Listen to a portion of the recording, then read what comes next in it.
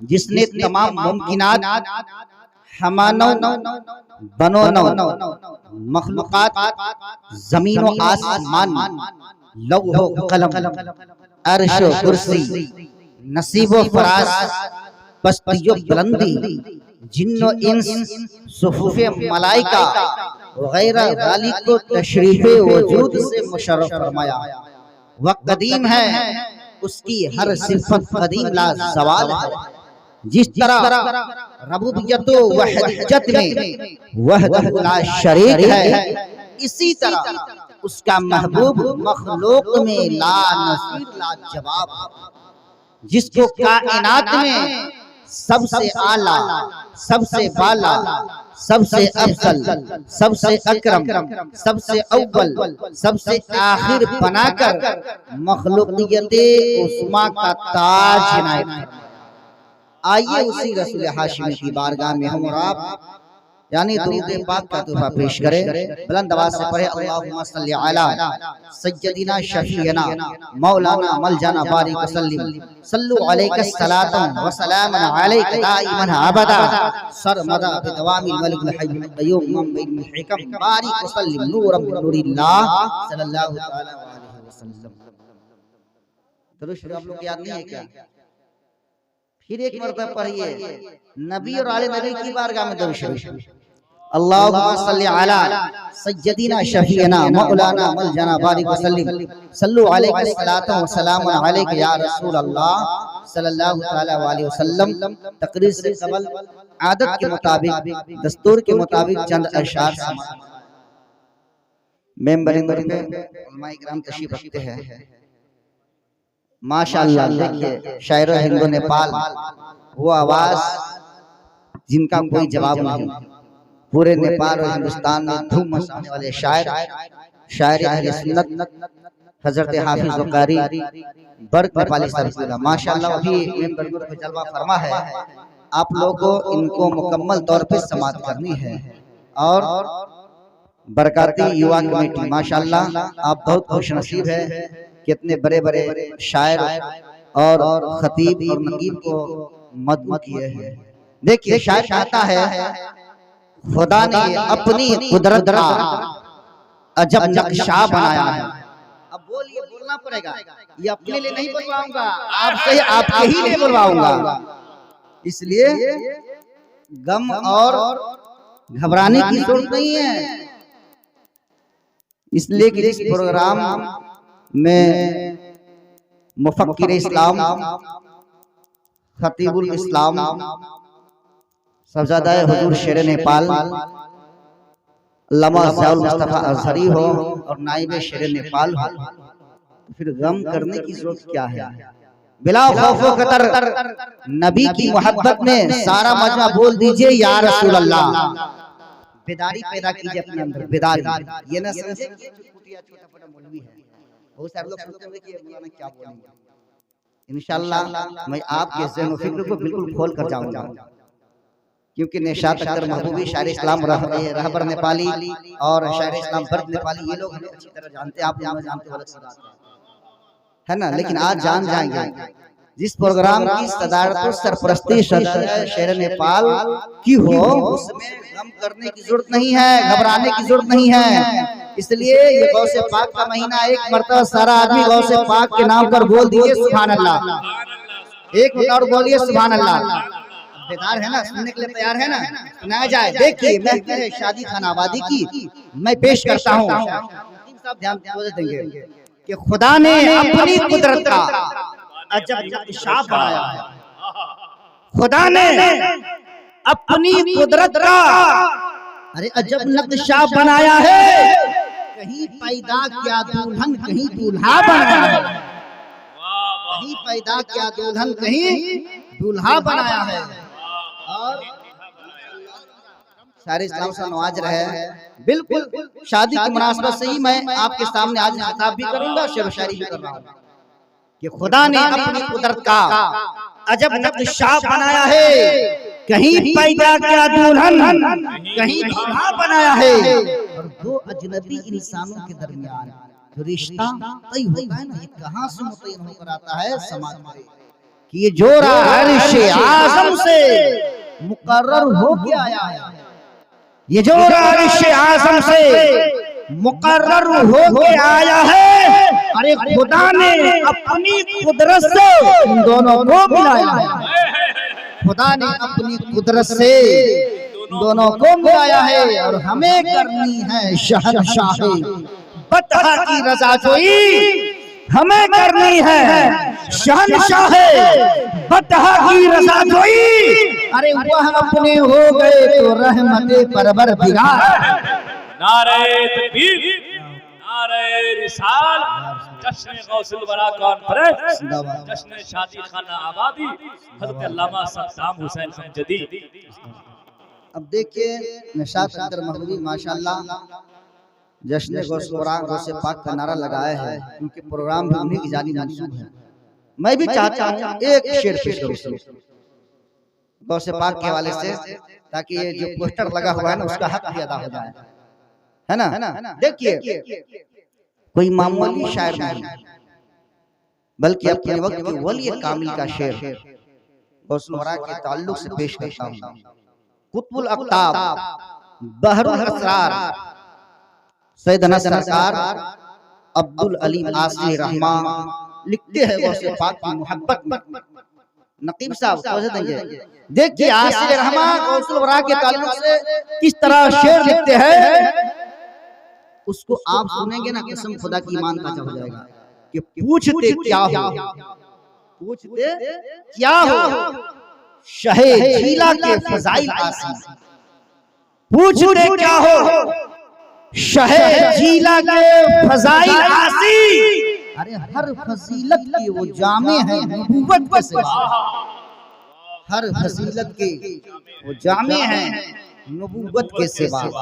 यानी गौसुल वरा कोई मामूली हस्ती नहीं है, सभी लोग जानते हैं, पीरों का पीर है, उनके नाम से प्रोग्राम मंसूब है।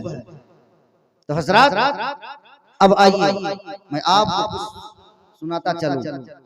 मैंने कुरान मुक़द्दस की आयत करीमा की तिलावत करने का शर्फ हासिल किया, आप बराबर सुना करते हैं और सुनते रहते हैं कि अल्लाह रब्बुल इज्जत कुरान पाक में इरशाद फरमाया, लोगों तुम निकाह करो उन औरतों से जो अच्छी मालूम है, सभी को मालूम है, अच्छी मालूम है, उनसे तुम निकाह करो। ये रब का फरमान है कि दुनियादार का नहीं बल्कि कुरान में रब ने फरमाया है कि जो औरत तुम्हें भा जाए अच्छी मालूम हो उनसे तुम निकाह करो, दो दो तीन तीन चार चार के साथ। इस्तिताअत है तब चार तीन दो, वरना एक ही पर इत्तेफाक करना है। ये भी कुरान में ही है, एक ही निकाह का, और उसके साथ सही तरीके से जिंदगी बसर करो, दुनिया में कामयाबी हासिल करो, आखिरत में कामयाबी हासिल करो। बिल्कुल आसान लफ्ज़ है। लेकिन आज इस दुनिया के अंदर मुख्तलिफ मकतबे फिक्र के लोग हैं। ऐ मेरे मिलत के नौजवानों, कुरान पाक की आयत के बाद मैं हदीस पाक के हवाले से कुछ बातें आपको ज़हन फिक्र में उतारना मुनासिब समझता हूँ कि इस दुनिया में आज जो है लोग इस तरह गैरों के तरीके को अपने मुआशरे में शामिल कर लिए हैं जिसका कोई जवाब नहीं। अल्लाह के नबी ताजदारे कायनात फख्रे मौजूदात नबियों के नबी ताजदारे कायनात हुजूर सल्लल्लाहु अलैहि वसल्लम ने इरशाद फरमाया, तुनकिहुल मरअतु लिअरबैन व लिमालिहा व लिहसबिहा व लिजमालिहा व लिदीनिहा। नबी फरमाते हैं, आका फरमाते हैं, औरतों से चार चीजों की बुनियाद पर निकाह किया जाता है। कई चीजों की बुनियाद पर? चार चीजों की बुनियाद पर। और चार चीजों की वजह से निकाह किया जाता है। उन चार चीजों में कौन कौन है, ज़हन को कुशादा करें। नबी फरमाते हैं, मेरे आका ने आज नहीं 1400 वर्ष पहले इरशाद फरमाया है, औरतों से 4 चीजों की बुनियाद पर निकाह किया जाता है। दौलत की वजह से, खूबसूरती की वजह से, खानदानी शराफत की बिना पर, दीनदारी की वजह से। तो जरा गौर करे, 4 चीजों का बयान मेरे आका ने आज नहीं 1400 पहले इरशाद फरमाया है कि 4 चीजों की बुनियाद पर औरतों से निकाह किया जाता है। दौलत की वजह से, खूबसूरती की वजह से, खानदानी शराफत की बुनियाद पर, दीनदारी की वजह से। तो हजरात जरा गौर करें, इन चारों में कौन सी चीज ऐसी है जिसको हम और आप इख्तियार करते हैं तो कामयाब हो सकते हैं। क्योंकि कुछ लोग ऐसे हैं इस दुनिया के अंदर सिर्फ दौलत को देखता है कि लड़की का बाप दौलत देगा या नहीं, यानी कुछ लोग दौलत को देखकर निकाह करता है। तो क्या दौलतों को देखकर निकाह करने वाला कामयाब हो सकता है? तो नहीं है मेरे मिल्लत के नौजवानों, इसलिए नहीं कि दौलत आज आपके पास है, कल किसी दूसरे के पास होगी। पता क्या चला, दौलत खत्म हो जाएगी। जो लोग सिर्फ खूबसूरती को देखकर रिश्ते निकाह करता है तो याद रखे ये खूबसूरती क्या है, ये खूबसूरती 10 से 15 साल तक के लिए हुआ करती है, उसके बाद खूबसूरती भी खत्म हो जाती है। ऐ मेरे मिल्लत के नौजवानों, पता क्या चला, न दौलत काम आने वाली है, न खूबसूरती काम आने वाली है। और जो लोग सिर्फ खानदान को देखकर निकाह करता है तो याद रखे खानदान का नाम सिर्फ दुनिया में चलता है, लेकिन मेरे पैगंबर ने जो दर्स दिया है, जो पैगाम दिया है, जो सबक दिया है, उन सबको को अपने सहन में बसाने की कोशिश करे। मेरे पैगंबर ने 1400 वर्ष पहले इरशाद फरमाया, वाले दीनिहा यानी दीनदार को इख्तियार करो, दीन को तरजीह दो।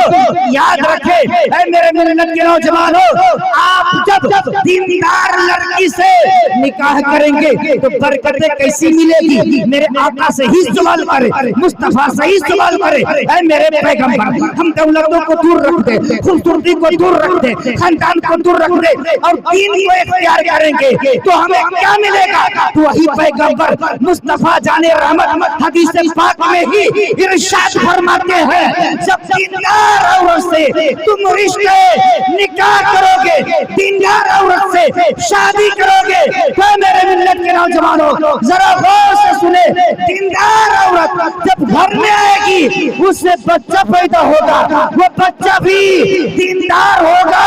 अब इस हदीस पाक की रोशनी में मुझे कहने में डर नहीं लगता कि जो बंदा नबी की हदीस पर अमल करते हुए अगर निकाह करेगा तो याद रखे आपके घर में अगर गौ से पाक पैदा न हुआ तो याद रखे गौ से पाक का गुलाम जरूर पैदा होगा।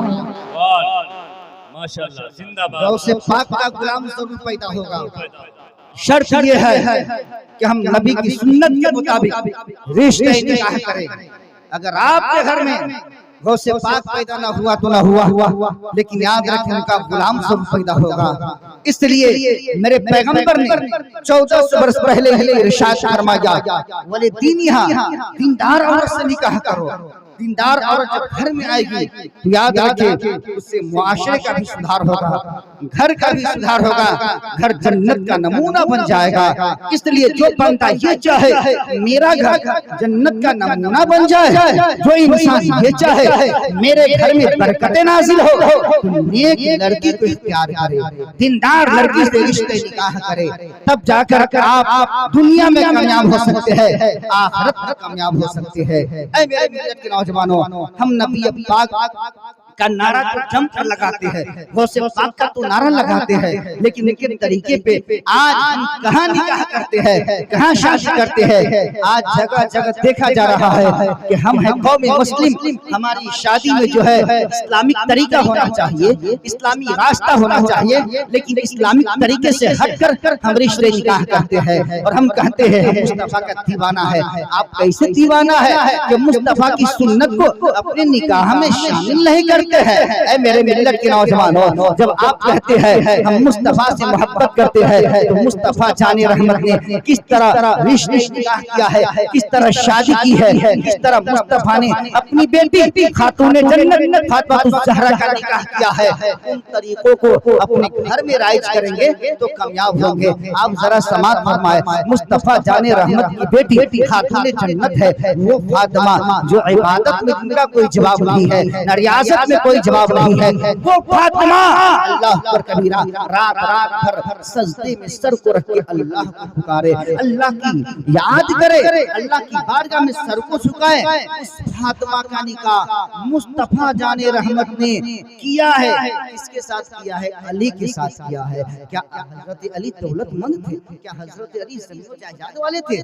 बिल्कुल गरीब है, लेकिन मुस्तफा ने अपनी उस बेटी का निकाह किया कि जो जन्नत में औरतों की सरदार है, हजरत फातिमा, उनका निकाह अली के साथ किया है। किस बुनियाद पर अली को तरजीह दिया है? जरा गौर करें, दीनदारी की वजह से। हमारा दौलत को देखकर तरजीह देते लड़का, लेकिन मेरे पैगंबर अल्लाह का कबीरा। और किस तरह निकाह करते हैं, ज़हन में बसाने की कोशिश करें। जब हम कहते हैं मुस्तफा का दीवाना है, तो इसको नोट करके जाए, और जब भी रिश्ते निकाह करने के लिए आप तैयार हो, तो मुस्तफा जान रहमत की बेटी की शादी को याद करें। मुस्तफा जान रहमत की बेटी की शादी है, हजरत फातिमा ज़हरा की शादी है, मुस्तफा ने अली के साथ करने जा रहे हैं। और अली बिल्कुल गरीब है, यहाँ तक के आप जरा गौर करें मेरे मिल्लत के नौजवानों, मुस्तफा जान रहमत की इतनी प्यारी चहेती बेटी है, उसका निकाह मुस्तफा जान रहमत अली के साथ करने जा रहे हैं। अगर मुस्तफा चाहते ना तो जन्नत से खाना मंगवा सकते थे। मुस्तफा चाहते जन्नत से कपड़ा मंगवा सकते थे, क्योंकि मुस्तफा का इख्तियार था। मुस्तफा जाने रहमत ने इख्तियार की मौजूदगी में सादा सिंपल अंदाज में अपनी बेटी का निकाह अली के साथ करने जा रहे हैं। वही कहा मस्जिद नबवी में कर रहे हैं, फटे पुराने कपड़ा में कर रहे हैं। मुस्तफा ने ऐसा क्यों किया? आपने कभी गौर किया? इख्तियार की मौजूदगी में मुस्तफा सादा सिंपल अंदाज में अपनी बेटी खातून जन्नत फातिमा ज़हरा का निकाह अली के साथ करने जा रहे हैं। जबकि मुस्तफा चाहते तो पहाड़ सोना बनकर मुस्तफा के कदमों में आ जाता। मुस्तफा चाहते तो 1 लाख नहीं करोड़ों बरातियों के लिए खाने का इंतजाम जन्नत से करवा देते। मुस्तफा चाहते तो कपड़ा न जाने किस कदर जन्नत से मंगवा देते, जिसका कोई जवाब नहीं है। मुस्तफा का इख्तियार था, लेकिन इख्तियार की मौजूदगी में मुस्तफा ने सादा सिंपल अंदाज में अपनी बेटी खातून जन्नत फातिमा ज़हरा का निकाह किया है। आपने इस बात पे कभी गौर किया है?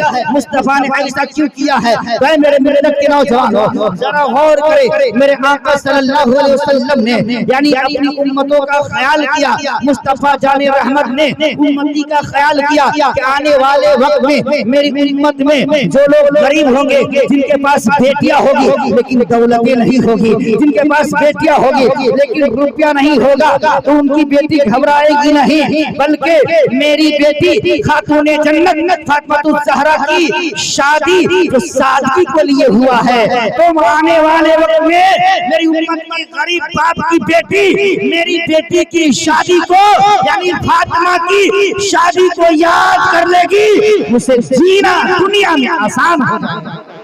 इसलिए मुस्तफा जाने रहमत ने इस तरह की जो है हमें जो है हदीस पाक में दर्स दिया है, सबक दिया है। इसलिए हमें चाहिए कि मुस्तफा जान रहमत सैयद आलम सल्लल्लाहु अलैहि वसल्लम के तरीके के मुताबिक रिश्ते निकाह करेंगे, कामयाब हो सकते हैं। यहाँ भी वहाँ भी घर जन्नत का नमूना बन सकता है। और निकाह याद रखे, निकाह जो है जन्नती रिश्ते का नाम है। परवरदिगार आलम चंद पर हमें भी आप लोग भी तमाम उम्मत मुस्लिमा को अमल की तौफीक अता फरमाए।